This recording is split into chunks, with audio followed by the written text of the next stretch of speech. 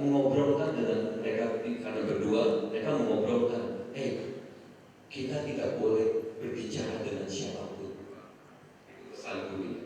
Ya. Kemudian juga temannya juga menambahkan, kita tidak boleh berinteraksi dengan orang lain. Karena kita harus sampai di tujuan sebelum malam. Oke, mereka sepakat. Terus mereka jalan, ya istirahat sebentar, jalan terus. Ada di satu tempat mereka harus menyeberangi sungai yang sangat lebar, ya. Dan ternyata ada seorang nenek sedang duduk di tepi sungai. Nah, mereka bilang, bagaimana ini kita cara membawa barang ini? Mereka berdua berbicara. Ya, kita angkut aja sekaligus, kita nyebrang ke sana. Karena arus agak deras, mungkin dengan beban ini kita bisa kuat melangkah di dalam sungai, aliran sungai. Oke, setuju.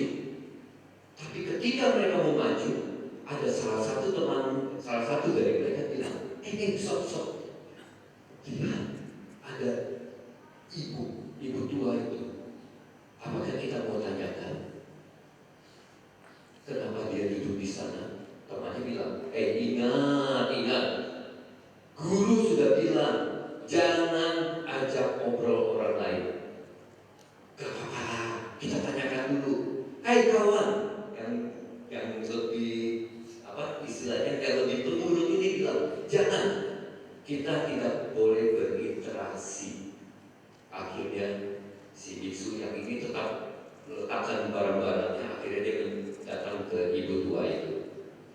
Ibu, kenapa ibu duduk di sini? Dia bilang, ya nak, ibu mau menyeberang ke sana, tapi kelihatannya air sedang pasang dan sulit untuk ibu menyeberang ke sana. Nah, kemudian biksu ini bertanya kepada temannya kembali, mau nggak kita angkat berdua ibu ini ke sana, terus kita balik lagi untuk mengangkat barang-barang kita? Temannya bilang, tidak, jangan. Kita harus menyeberang sekarang. Ingat, ini pun butuh waktu mungkin 20 menit atau 30 menit untuk menyeberang sungai ini. Akhirnya biksu yang baik hati ini, dia sepertinya saya harus menolong ibu tua ini. Akhirnya dia bilang, kawan tunggu di sini, saya yang akan menggotong dia. Akhirnya dia tawarkan ke ibu itu. Mereka menyeberang dengan susah payah sekali, dan akhirnya biksu ini kembali lagi dengan susah payah karena alirannya deras dan tidak kita membawa apa-apa, Nah, temannya sampai dia kembali ke posisi awal, temannya marah-marah. Kamu ini gimana sih? Wah, panjang lebar, marah-marah.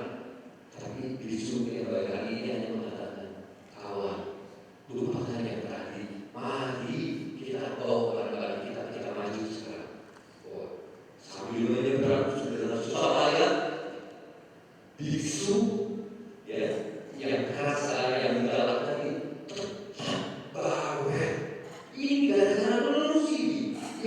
Kita semakin lama air semakin pasang dengan segala cerotehan-cerotehannya. Tapi akhirnya mereka sampai di tujuan di seberang, dan mereka lanjut lagi berjalan. Sepanjang perjalanan masuk ke dalam hutan, masuk melewati padang gurun, temannya ini biksu yang galak ini tetap marah-marah, tetap celoteh-celoteh.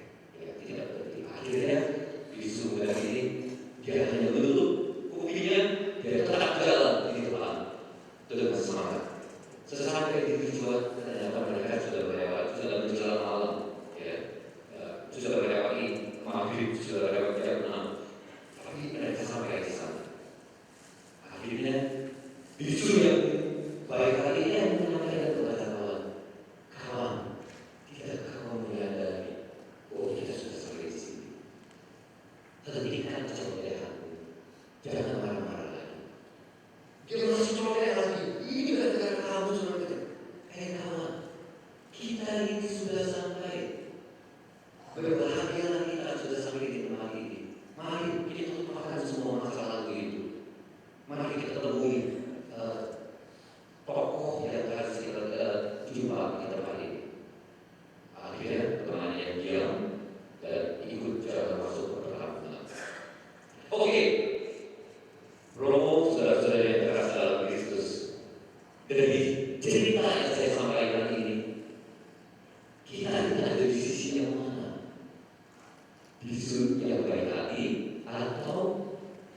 bisu dan galak, yang strict dulu, ya, strict dulu, dan juga marah terus. Jangan marah-marah, bagaimana? Boleh? Itu angkat tangan. Oh ada satu. Ibu, oke. Ada lagi? Ada lagi? Gak apa-apa. Kita kalau Anda mau angkat tangan, jujur aja. Siapa lagi? Ada yang galak? Oh ada lagi. Oke, puji Tuhan, puji Tuhan. Ya. Tapi yang baik hati, oh saya seperti bisu baik hati itu. Boleh angkat tangan. Oh ternyata sedikit juga. Jadi sebagian besar dari kita kadang-kadang galak, kadang-kadang baik hati. Puji Tuhan, haleluya. Berikan tepuk kepada diri kita semua. Oke, next. Ya. Saya sedikit menyampaikan kenapa kita dipilih dan juga diurapi. Kita sudah dipilih Tuhan untuk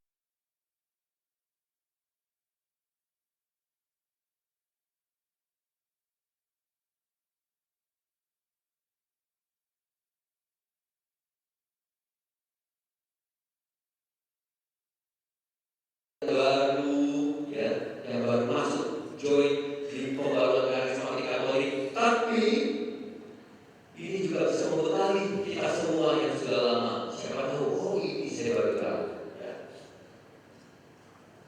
Seperti kita ketahui, PKK lahir di tahun 1967 dengan kejadian retret, ya, retret para mahasiswa-mahasiswi yang di saat adorasi mereka mengalami pencurahan Roh Kudus. Ya. Selanjutnya dikatakan oleh kardinal, beliau ini diutus oleh Bapak Paus untuk istilahnya menyelidiki apa yang terjadi di Universitas di Wales itu. Ya. Dan ternyata beliau mengatakan pembaruan karismatik Katolik adalah pembaruan seluruh hidup Kristiani oleh karya Roh Kudus yang karismatis dan penuh rahmat. Gereja sendiri adalah karismatik dan tidak bisa dibayangkan bahwa kita menghidupi Kristiani tanpa kehadiran penuh dari Roh Kudus dan kuasanya. Luar biasa ya. Beliau yang menyampaikan kepada Bapak Paus bahwa ini adalah gerakan karismatis, gerakan roh, ya. Oke. Bapak Paus, ya, Paulus ke-6 pada tahun 1975 juga mengatakan, dalam nama Tuhan saya berterima kasih karena telah membawa kebaruan karismatik ke dalam hati gereja. Luar biasa ya, luar biasa. Sekarang udah berapa umur ya? Kalau tahun 67, sekarang 2023, berapa tahun?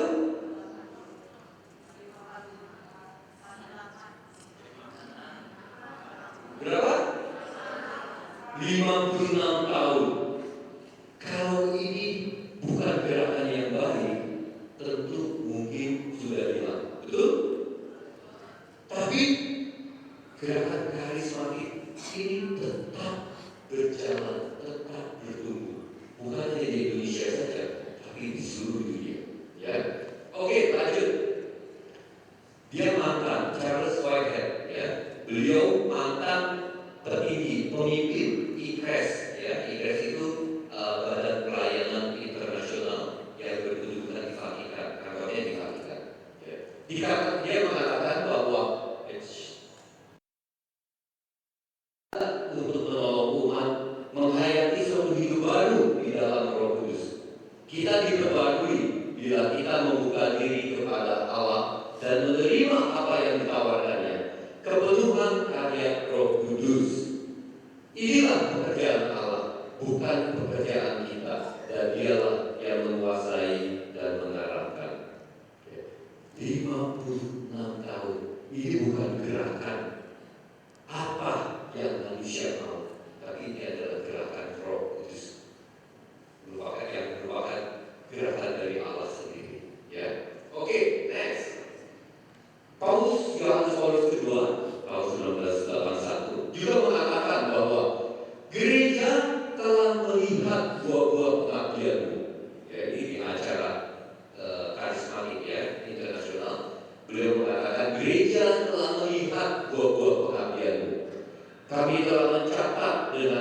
kita, khusus cara-cara bagaimana pemimpin pembaruan karismatik Katolik telah semakin lama semakin mengembangkan visi gereja ini yang meluas. Demikian pula kami telah melihat tanda-tanda kemurahan hati kalian dalam berbagi anugerah Allah dengan orang-orang malang dari dunia ini. Dengan orang-orang malang di dunia ini. Jadi kita orang malang atau kita orang yang beruntung?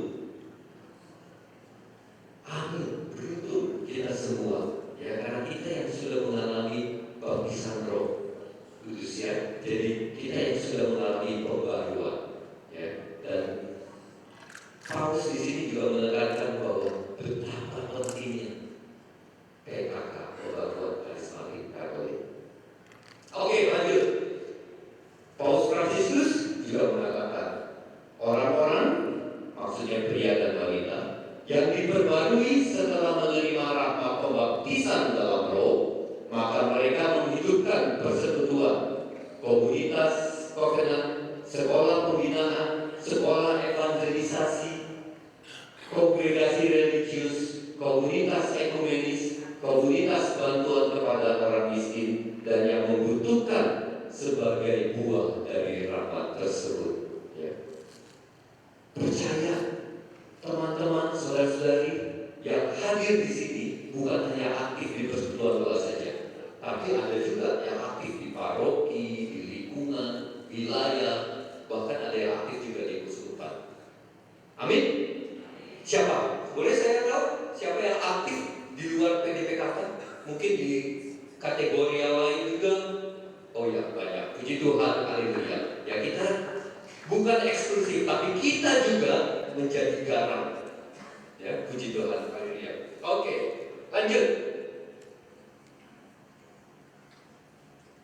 Bapak Paulus Fransiskus juga mengatakan, selenggarakanlah seminar-seminar hidup dalam Roh bagi saudara-saudari yang hidup di jalanan, juga bagi saudara-saudari yang terpilihkan oleh begitu banyak penderitaan dalam hidup.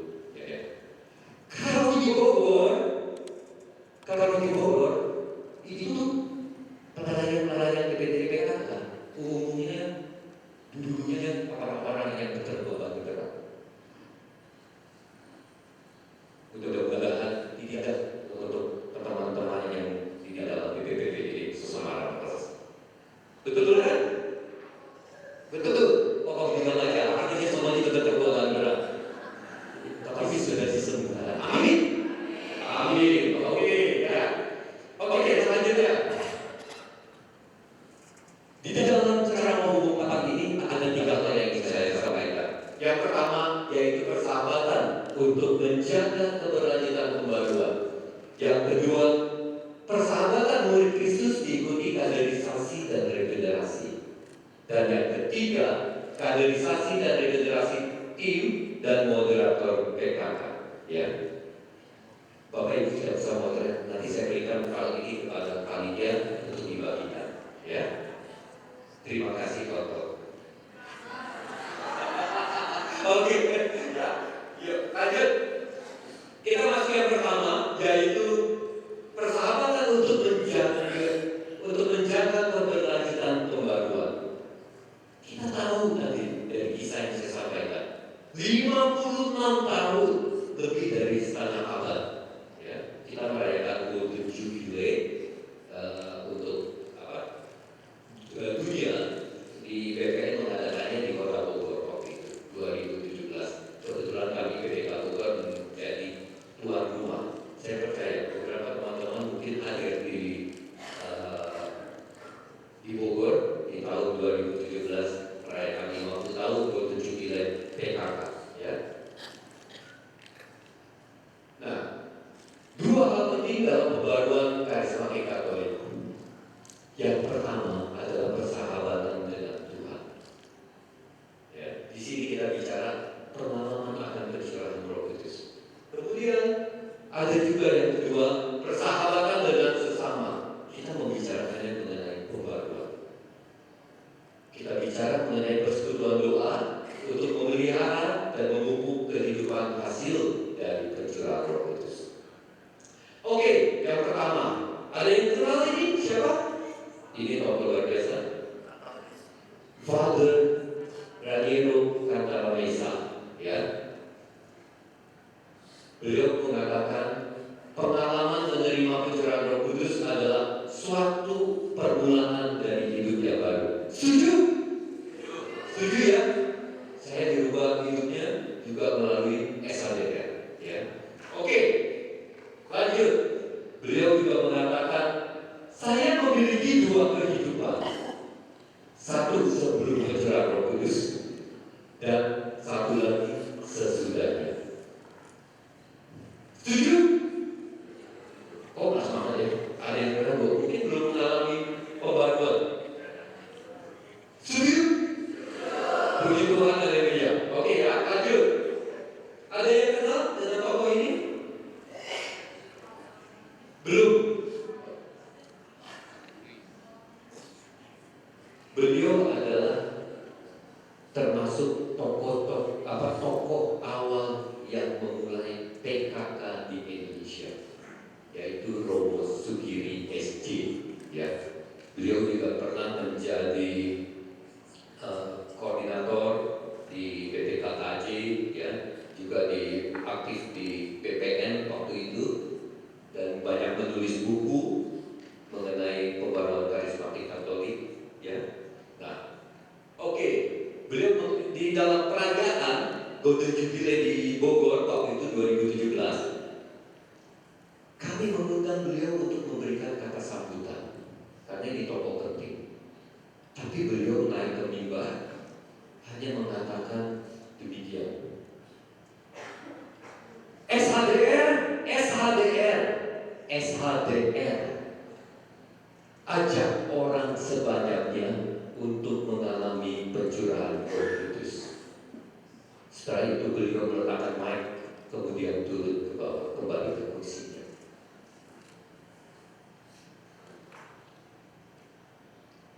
Jadi begitu pentingnya SHDR, seminar hidup dalam Roh. Ya, itu pesan beliau. Ya, beliau sudah wafat. Ya, sekitar 1-2 tahun yang lalu, ya, karena sakit. Tapi ini merupakan suatu ungkapan di seluruh pemimpin PKK di Indonesia yang hanya berpesan SHDR, SHDR, SHDR. Ya. Oke, lanjut. Nah, kita masuk ke dalam hubungan pribadi dengan Tuhan. Sebuah hubungan yang akrab dan intim dengan Tuhan. Saya ingin bertanya kepada saudara-saudari, apakah kita memiliki jam doa? Siapa yang memiliki jam doa di sini? Belum semuanya, tapi sudah cukup banyak. Ya, mungkin 50%. Ya. Tapi begitu pentingnya jam doa. Kadang-kadang jam doa itu tidak ditentukan oleh diri kita, tapi Tuhan yang akan menentukannya bagi yang belum mempunyai jam doa. Ya. Tapi suatu pengalaman, saya biasa berdoa sekitar jam 12 sampai jam 1 malam. Ya. Tapi karena kesibukan kehidupan duniawi, kadang-kadang malam itu tidak bangun lagi. Sudah kelelahan 15 sampai hari. Jadi jam doa perlahan-lahan hilang. Tapi apa yang terjadi, saudara-saudari? Suatu hari di dalam persekutuan doa saya, ya, saya berdiri di belakang karena saya sebagai pelayan. Saya di belakang, ya, tiba-tiba ada seorang tamu datang, wajah baru tak dikenal. Terus saya bilang, Pak, silakan. Saya angkat dia ke aku, dia bilang, oh tidak, saya berdiri saja di belakang. Oke. Ya, dia sepanjang PD persekutuan doa berlangsung, dia hanya di belakang, jadi tenang saja begitu ya. Nah, kemudian saya bilang, Pak, duduk, nggak usah sibuk. Ketika PD selesai, umat sedang keluar, dia mengambil saya, Bapak, saya bisa bicara dengan Bapak. Oh iya, boleh.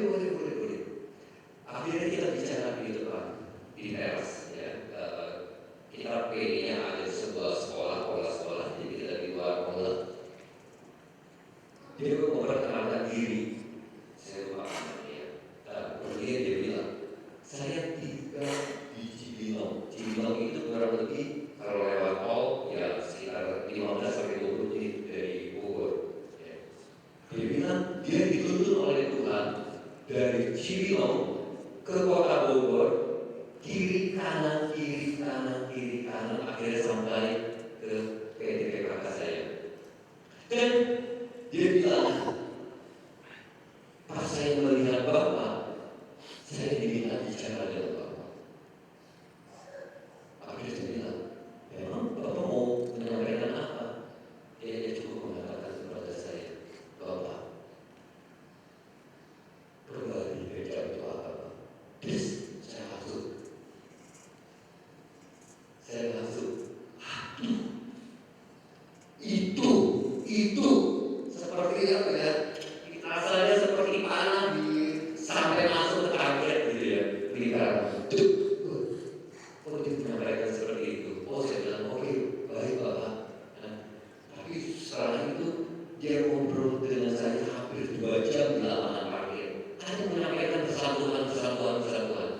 Ya, jadi bagi kita semua, ya, yang sudah akhir di dalam doa, lanjutkan. Jangan seperti saya sampai ditegur. Amin. Oke, kita lanjut ya. Itu bagaimana hubungan kita dengan Tuhan. Itu juga penting karena melalui jam doa itu kita merasakan keakraban dan keintiman. Oke, next. Melalui keintiman dengan Tuhan ini, tentu kita percaya bahwa perisai akan melindungi kita dari si jahat. Ya, dikatakan di 2 Tawarik 15 ayat 2, Tuhan beserta dengan kamu bila mana kamu beserta dengan. Kalau Anda sudah menyatu dengan Tuhan, ya, iblis pun tidak bisa mengganggu Anda. Amin. Saya kalau saat dekat saya menyebut Tuhan Yesus itu bukan sebagai Tuhan, sebagai Allah, sebagai guru, tapi dia merupakan seorang sahabat sejati untuk saya pribadi. Ya. Kalau Anda tanya, kapan saya merasakan keintiman? Jujur, pada saat saya sedang mandi. Setiap orang akan menemukan waktunya, tapi selain jam doa, ada rasa keintiman kami dengan itu saat proses shower mandi itu bahasa roh atau semi spirit ya, bahkan terjadi sebuah percakapan dengan Tuhan. Saya berdoa Bapak Ibu akan mengalaminya. Mungkin Anda sedang bekerja, sedang menyetir mobil, itu merupakan suatu saat keintiman dengan Tuhan. Amin. Oke, lanjut ya. Nah, di Efesus 6 ayat 10 juga dikatakan mengenai perkataan rohani. Hendaklah kamu kuat di dalam Tuhan, di dalam kekuatan kuasanya. Kalau Anda mungkin baca di rumah mengenai ini, bagaimana Tuhan memperlengkapi teman-teman semua dengan perkataan rohani yang kita sungguh butuhkan sebagai penggerak dan juga pendidik PKK. Ya. Dan yang sudah pasti Anda tidak bisa kabur dari Tuhan. Seperti tadi, kehidupan pelayanan di PTPK tetap, tapi kita sibuk dengan hal-hal duniawi yang saya alami. Tapi kembali lagi, saya ditegur, saya dicewer, saya dikembalikan lagi. Bagi Anda yang sudah melayani, layanilah betul firman Tuhan. Amin. Oke, sekarang persahabatan dengan sesama, yang maksudnya di dalam kebaruan ya. Hidup baru dalam roh akan lebih bertumbuh dalam kebersamaan dengan umat Kristiani lainnya yang juga mengalami proses yang sama. Ya. Dalam kebersamaan, umat Kristiani bisa saling meneguhkan, menyemangati, dan mengingatkan serta saling membantu dalam segala hal. Hubungan yang sejati, tulus, dan komit satu sama lain adalah suatu ciri khas yang menonjol di antara mereka yang telah mengalami pembaruan. Siapa di antara teman-teman yang sudah merasakan teman-teman di PT itu seperti keluarga kedua? Pasti keluarga pertama ya, keluarga kita pribadi ya, pribadi kita. Tapi di samping itu, teman-teman ini merupakan suatu keluarga, masuk dalam keluarga untuk diri kita. Siapa di sini? Mungkin jadi teman curhat, wih luar biasa banyak. Kita beri pro juga untuk diri kita, ya.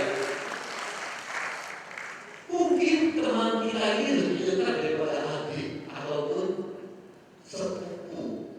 Kenapa? Karena kita melayani, kita sudah sehati, kita punya komitmen dengan sesama kita, ya. Kita berjalan bersama. Ya, tapi jangan lupakan sekali lagi keluarga kita. Monsignor Widianto juga menyampaikan pada waktu serah terima Episcopal Advisor di Malang, ya. Beliau hanya menyampaikan kepada kami semua pengurus BPN, dia hanya mengingatkan satu hal. Anda boleh melayani dengan luar biasa. Anda boleh melayani sepenuh waktu untuk PKK di Indonesia. Tapi jangan lupakan keluarga di rumah. Jangan lupakan usaha-usaha Anda semua. Berikan waktu yang seimbang untuk semua itu. Ya, itu pesan yang sangat bagus sekali. Karena di BPN juga sangat intensif dengan banyak meeting segala macam, ya. Nah, tapi kita diminta untuk tetap kembali ke rumah, ke usaha-usaha kita. Amin? Ya, oke, lanjut.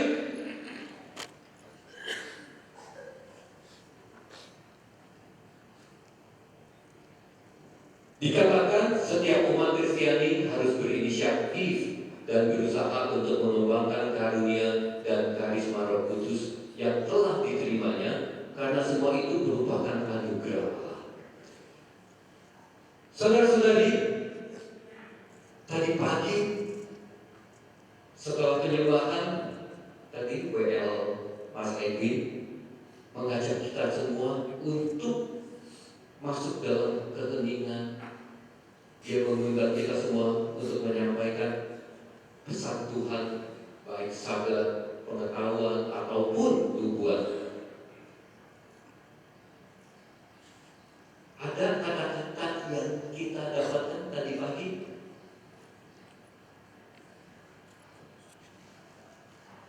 Ada apa? Boleh satu saja. Jangan takut, ya. Aku menyertaimu, ya. Saya juga mendengar ada salah satu ibu yang di depan sini. Tuhan menyertai, maksudnya Tuhan menyertai hingga akhir zaman. Ya. Itu pesan Tuhan untuk kita semua. Ya, maksudnya mungkin untuk kita pribadi, ya, bahwa Tuhan itu hadir beserta kita. Bukan hanya saat ini saja, tapi hingga akhir zaman. Tapi juga saya merasakan yang saya dapatkan saat di tempat duduk saya, bahwa Tuhan menyertai PKK hingga akhir zaman. Amin. Oke, ya. Jadi kalau karisma Roh Kudus ini kita bisa aktifkan di dalam persekutuan doa, percaya, persekutuan doa Anda akan bertumbuh dengan luar biasa. Di samping itu juga Anda juga menerima pesan, karena kita dekat dengan Tuhan. Ya, PGD itu intim dengan Tuhan, sehingga ya dengan keintiman itu juga Roh Kudus bekerja dengan luar biasa. Oke, lanjut. Karunia dan karisma Roh Kudus diberikan secara unik kepada setiap individu. Dimaksudkan untuk dipergunakan bagi kepentingan bersama, yaitu membangun tubuh Kristus. Dikatakan di sana, ya, ayat 1 Korintus 12 ayat 7, tetapi kepada tiap-tiap orang dikaruniakan pernyataan Roh untuk kepentingan bersama. Seperti tadi ada pernyataan itu untuk kepentingan kita bersama. Kalau kita catat, mungkin tadi ada lebih dari 10, ya, untuk acara konvensi kita, ya. Nah, di samping itu saya ingin mengajak teman-teman semua di PDPKK pada saat pujian penyembahan, undang teman-teman pelayan juga umat untuk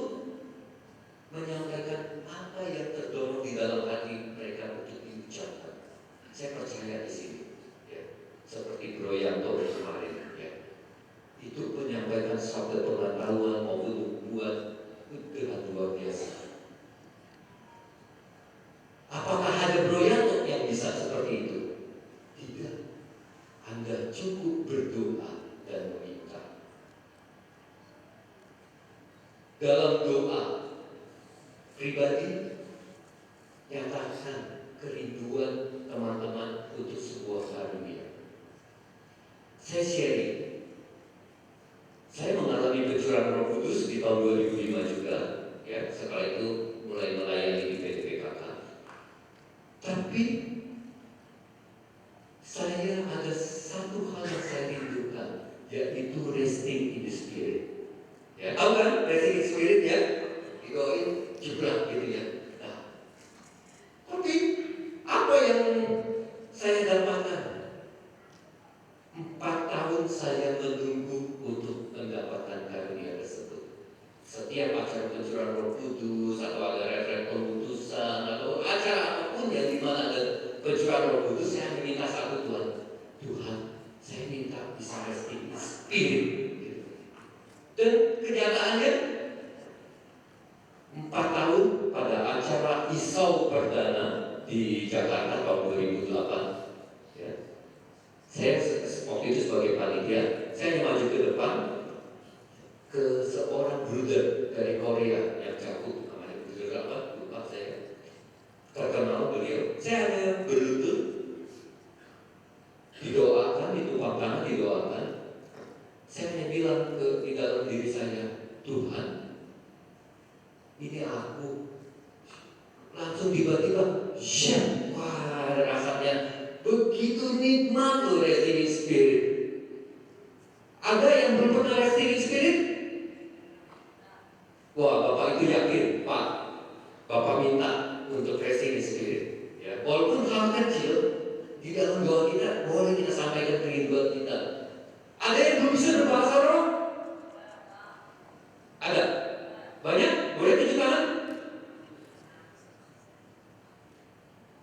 Oke, ternyata ada juga yang belum bisa bahasa roh ya. Jangan takut, rindu. Nanti kalau waktunya cukup, kita akan berdoa bersama. Oke? Ya, di dalam doa itu, dalam hati bilang, saya mau berbahasa roh. Oke? Ya, oke, lanjut. Ya, persekutuan doa, ya, dikatakan juga sebagai batu penjuru. Tahu ya batu penjuru ya? Seperti batu fondasi. Jadi kalau ada tembok, ya, tembok siku, begitu ya. Nah, batu penjuru ini sebagai patokan. Oh, titik sini dari sebuah bangunan yang akan menentukan berapa meter ke sana, berapa meter ke kiri, berapa meter ke kanan, ke selatan, seperti itu ya. Nah, itu disebut sebagai batu penjuru, batu yang menjadi patokan. Dan di sini dikatakan persekutuan doa adalah batu penjuru dari pembaruan karismatik Katolik yang merupakan rencana Allah bahwa melalui persekutuan doa kita harus kembali kepada beberapa hal, yaitu persahabatan. Banyak pelayan-pelayan yang introvert, ya, yang tidak bisa berteman, tapi setelah menjadi pelayan atau menjadi umat di PDPKK, hidupnya mulai berubah.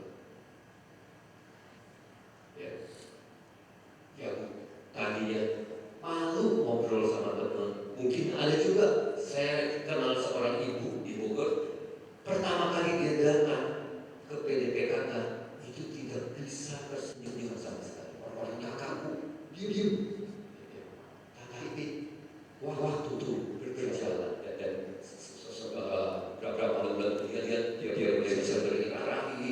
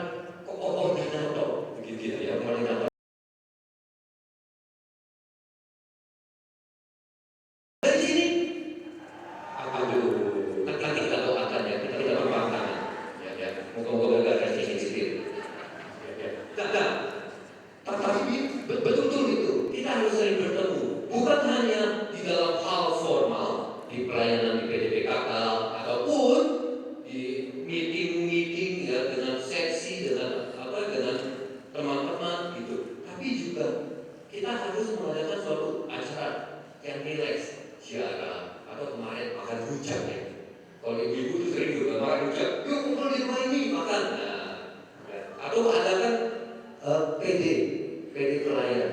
Ya, jadi khusus para pelayan kita melakukan puja penyembahan. Kalau perlu juga ada firman yang disampaikan. Ya, jadi rileks santai gitu. Kemudian ada kedewasaan rohani. Percaya teman-teman di sini juga mulai mengalami, bahkan mungkin sudah berjalan beberapa tahun, bahkan puluhan tahun.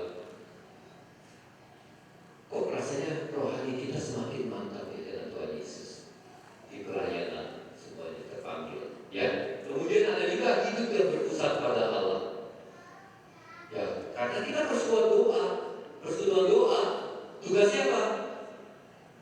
Doa. Dengan adanya doa, kita juga semakin selalu fokus dengan Allah. Ya, seperti halnya pada jemaat Kristiani awal, ya, gereja awal, Pentakosta, di mana murid-murid Yesus itu berubah, ya, diperbarui. Demikian pula kita hingga saat ini. Oke, lanjut. Ciri utama dari persekutuan doa karismatik adalah kesadaran, bimbingan dan kehadiran Roh Kudus di tengah-tengah mereka yang sedang berkumpul bersama. Ya. Persekutuan doa harus menghadirkan Roh Kudus, bukan menghadirkan diri sendiri, bukan menghadirkan hanya sedikit kelompok. Ya. Kadang-kadang di PD juga terjadi keributan, kelompok ini sama kelompok itu, begitu ya, berseteru. Tapi kita diminta hadirkan Roh Kudus, ya, akan menyatukan kita semua. Oke, lanjut. Ada 4 unsur penting di dalam sebuah PDPKK. Yang pertama, pujian dan penyembahan. Seperti tadi ya, kita awal ada pujian, kemudian masuk ke dalam penyembahan, singing spirit, ya. Ya, kita memuji dan menyembah Tuhan. Kemudian penggunaan karisma. Ini yang ingin saya tekankan. Jangan biarkan PDPKK Anda kering, tapi hadirkan karisma. Saya percaya di BPPG Semarang Plus begitu banyak pengajar karunia Roh Kudus. Undang mereka hadir ke PDPKK, teman-teman, di dalam sebuah rekoleksi. Jadikan sebuah seminar ataupun workshop, langsung praktek, ya. Buat itu. Oke, lanjut. Persahabatan, ya tadi ya, ini merupakan pertemanan juga di dalam sebuah PDPKK. Dan satu lagi, kepemimpinan yang berkomitmen. Jika Anda pemimpin atau koordinator PDPKK, tentunya tugas berat. Siapa di sini yang merupakan koordinator PDPKK? Boleh tunjuk tangan? Oh, banyak juga ya, Ya, puji Tuhan diberi kepercayaan menjadi koordinator PDPKK. Ya. Tugasnya berat, lebih berat dari koordinator PPN. Betul, lebih berat dari koordinator BPPG, ya, ataupun koordinator BPK. Lebih berat koordinator PD karena itu yang mengurus akar rumput, banyak mengurus perkelahian. Ada di sini yang berkelahi? Banyak. Oke.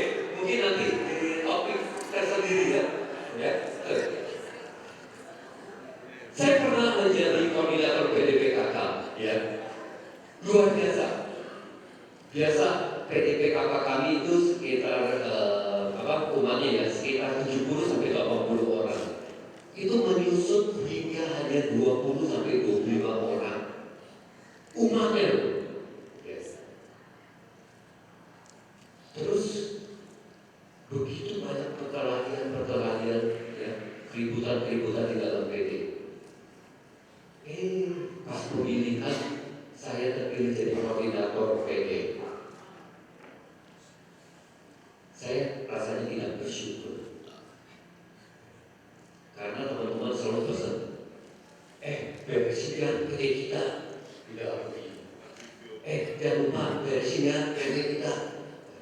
Tapi puji Tuhan, dengan kesabaran seperti yang Romo sampaikan kemarin,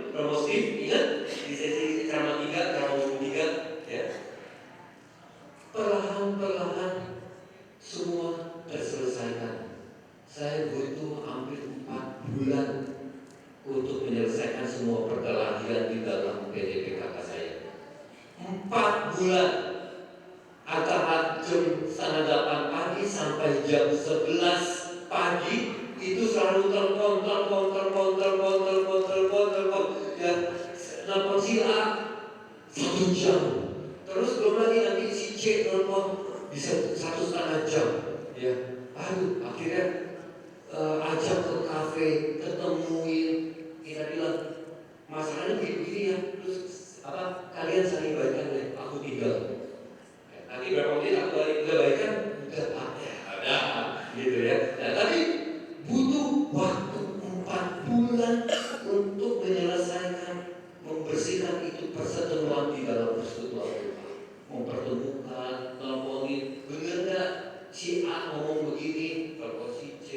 Kita harus ngecek juga tuh, apakah benar ini terjadi keributan, ya. Nah, seperti itu. Jadi kalau Bapak, Ibu, saudara-saudara terkasih yang sebagai koordinator PD malam nggak bisa tidur, ya, penuh dengan beban, santai aja jalani, temukan yang ribut-ribut itu 4 mata, gitu ya. Benar, itu semua berproses semuanya, penuh dengan kesabaran. Tapi puji Tuhan, beres semuanya. Tidak berikut kepada Tuhan. Tuhan itu luar biasa. Roh Kudus. Jangan lupa koordinatornya berdoa. Ya, koordinatornya harus berdoa, jangan istilahnya bergantung pada kekuatan diri kita. Jangan kita selalu bawa dalam doa, sini, permasalahannya begini, semuanya dalam doa. Amin. Oke, saya masih punya waktu berapa lama? 10 menit. Rasanya masih setengah jam lagi. Oke. Ya, jadi pelayanan kita ya untuk memberikan kemuliaan kepada Allah, hanya kepada Allah, ya. Maupun di mana kita sebagai pemimpin dan sebagai pelayan PD, semuanya itu hanya untuk kemuliaan Allah. Tapi ada satu hal yang menarik, saya boleh share di sini. Kami di PDPKK kami, Santa Maria Fatima di Bogor, setiap pelayan itu adalah seorang pemimpin. Kami menekankan seperti itu. Setiap seorang pelayan, walaupun dia seorang pelayan baru di dalam PDPKK kami menyebut dia sebagai pemimpin. Kalau di struktur PDPKK, PDPKK kami ada sekitar 40-an pelayan. Ya. Nah, apabila misalkan si A itu menjadi ketua seksi, ya, ketua seksi sebagai ketua seksi. Tapi dia juga melayani sebagai wakil ketua seksi, mungkin di bagian perlengkapan seperti itu. Jadi masing-masing pelayan itu memiliki 2 atau 3 job rangkap. Jadi dia belajar memilih, nanti dia juga sebagai wakil ketua seksi ataupun sebagai anggota seksi, semuanya dia juga melayani, dia juga memilih. Kita tidak mengatakan semuanya seperti itu, ya. Kecuali yang masih baru, ini hanya satu. Tidak apa satu job saja. Tapi yang mereka yang sudah berisi 1 tahun sebagai pelayan itu rata-rata 2 atau 3 job ini menjadi perkara kami. Oke, lanjut. Yang ketiga, ya, coba baca.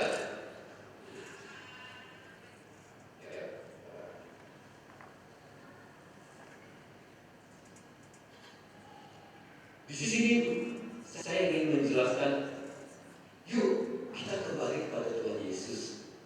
Bagaimana Yesus itu mengajak murid-muridnya. Ya, ini ada beberapa step di sini. Ya, ini pakan yang saya ingin tekankan. Langkah pertama, ya, kalau kita mau mengkader, karena mengkader itu sangat penting untuk keberlanjutan pembangunan PKK. Yang pertama,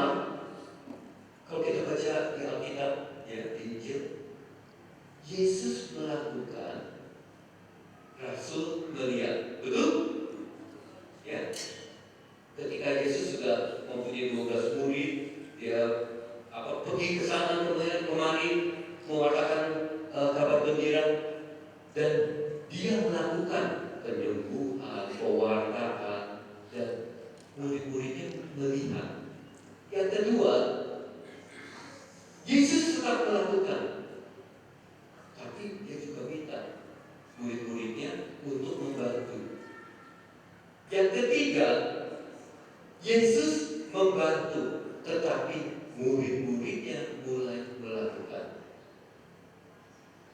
Terakhir, Yesus melihat, kemudian Rasul melakukan.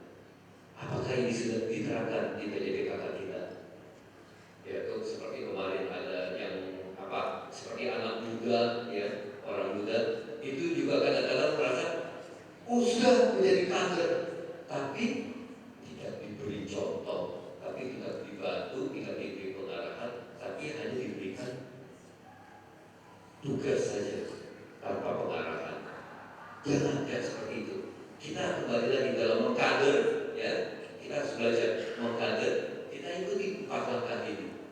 Terutama kita ya, mungkin yang sudah senior di dalam PDPKK, BPK, ya, jangan meninggalkan yang muda, tapi tidak ajak seperti yang Tuhan Yesus lakukan kepada para rasulnya. Oke, lanjut.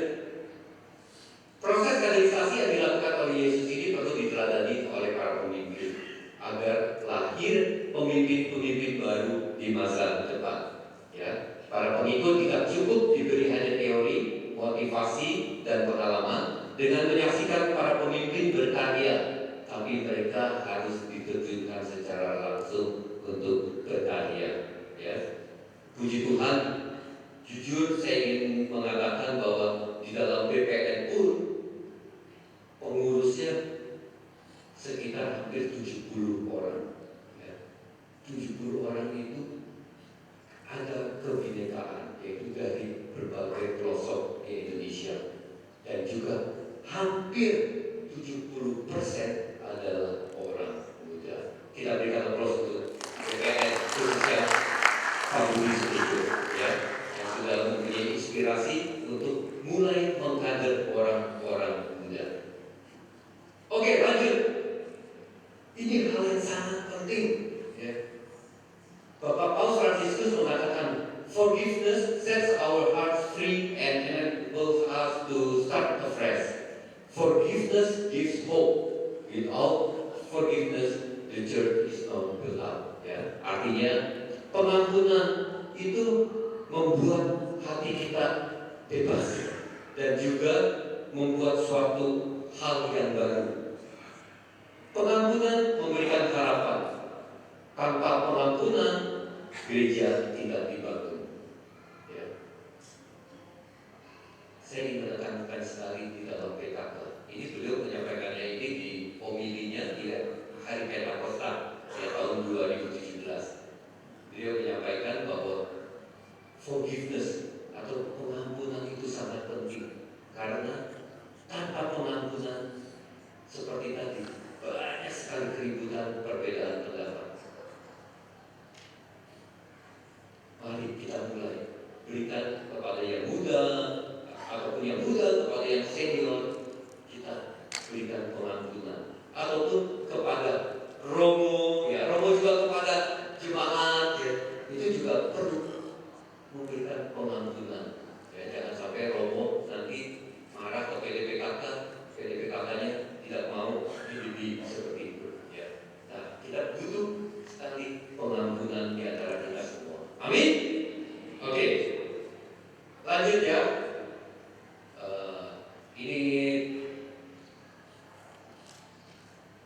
Saya sedikit ingin menekankan untuk kaderisasi bukan hanya kita mencari orang muda untuk hadir di dalam PKK kita, menjadi pelayan di PKK kita, tapi kita harus membekali kita semua, termasuk yang senior, ya, dan juga yang muda-muda, untuk bertumbuh. Bagaimana bisa bertumbuh di dalam PKK kalau tidak mengenal PKK? Dalam PKK minimal yang BPN anjurkan ada 15 jenjang pembinaan, ya, dari SADR hingga Bawa Roh Kudus. Ya. Tapi ya umat ataupun para pelayan itu bisa masuk mengikuti dari yang mana saja. Tapi kita anjurkan melalui SADR. Ya. 15, gunakan ini karena banyak sekali PDPKK hanya SADR. SADR, pertumbuhan BCM. Hanya itu saja 10 tahun seperti itu saja. Betul? Ayo kita bertumbuh. Undang pembicara, pengajar mengenai karunia-karunia Roh Kudus, ya. Atau retret penyembuhan luka batin. Mari kita terus naik tangga jenjang pembinaan ini. Kita bekali kita semua. Puji Tuhan kita bisa hadir di sini. Ini juga merupakan suatu pembinaan untuk kita semua. Amin. Oke. Mungkin itu saja ya yang ingin saya sampaikan. Ini sebenarnya ada hal-hal untuk para pastor atau romo juga. BPN juga memberikan hari studi menggunakan para moderator dari seluruh Indonesia secara online untuk mengikuti seperti ini acara teologi mengenai Roh Kudus, ya. Kemudian juga mengenai bahasa roh. Kadang-kadang romo juga menanyakan, apa sih bahasa roh? Bahasa roh itu benar apa enggak? Seperti itu, ya. Nah, kadang-kadang pertanyaan itu harus dijawab. Nah, disinilah kami memberikan pembekalan kepada para romo. Ini juga baru 2 minggu lalu, ya. Sekitar 2 minggu lalu, Father Fabio dan juga Suster Chris McKenna, ya, memberikan retret di Bogor untuk para imam. Puji Tuhan, 249 pastor atau romo, ya, dari seluruh Indonesia, bahkan yang kita utamakan mereka yang ada di pedalaman, di pegunungan itu kita datangkan mereka untuk hadir di dalam retret imam ini, dan tanggapannya sungguh positif, sungguh luar biasa. Tapi ini tidak bisa terjadi tanpa bantuan para teman-teman semua. Kita berikan aplaus untuk kita menggerak PKK, ya, Pembinaan Karismatik Katolik di seluruh Indonesia. Ya, ini luar biasa. Kita nggak bisa, awam tidak diperbolehkan masuk di dalam hall sama sekali di dalam acara mereka. Kita tidak boleh meliput, ya. Ini ada satu romo aja memberikan foto bagaimana dari 249 imam, ya, mereka diundang ke sama Father Pablo sama Suster Medina. Mereka diundang ke altar untuk